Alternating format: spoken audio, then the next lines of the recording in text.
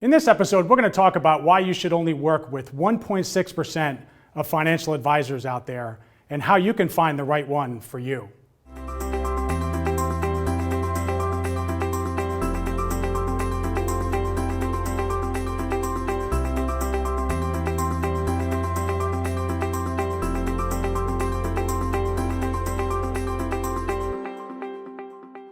I want you to imagine for a moment that your ideal retirement is an exciting new invention, maybe a revolutionary software program.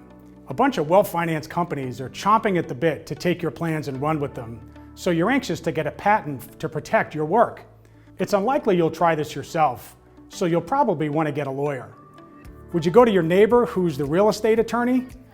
Probably not. You'd want to find an experienced patent specialist.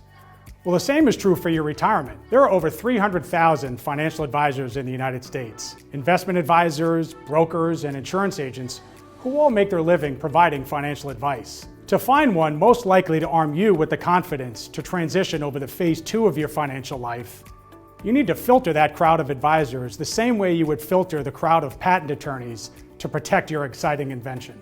Doctors, lawyers, and accountants all have what is known as a fiduciary responsibility. This means that they are legally bound to act in your best interest at all times, and not their own or the company that they represent. Interestingly, very few financial advisors have this same legal obligation. Regardless of what their business cards say, 90% of financial advisors are licensed brokers of large investment and insurance companies, and they do not have a legal obligation to act in your best interest. And because they receive commissions when they sell you financial products, there's an inherent conflict of interest. The other 31,000 advisors, or about 10% of the industry, are what is known as registered investment advisors, who have a fiduciary duty and a legal obligation to act in your best interest at all times. Well, now that you've eliminated 90% of all potential advisors, let's talk about filter number 2. Of the 31,000 remaining registered investment advisors, here's the problem. About 26,000 of them are also licensed brokers and insurance agents. Think about this. They can act as fiduciaries who are sworn to act in your best interests.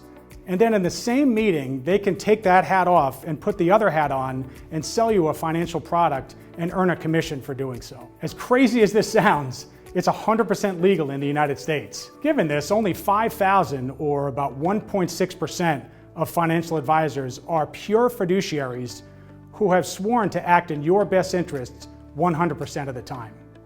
Now that you've filtered out all but 1.6% of potential advisors, the last filter I recommend is the specialization filter. If you had a history of high blood pressure and your father and your brother both passed away in their 50s from heart attacks, would you feel confident putting your health in the hands of a general practitioner who takes care of your family, but who also sees people for cardiac issues? I doubt it. Your family would never let you.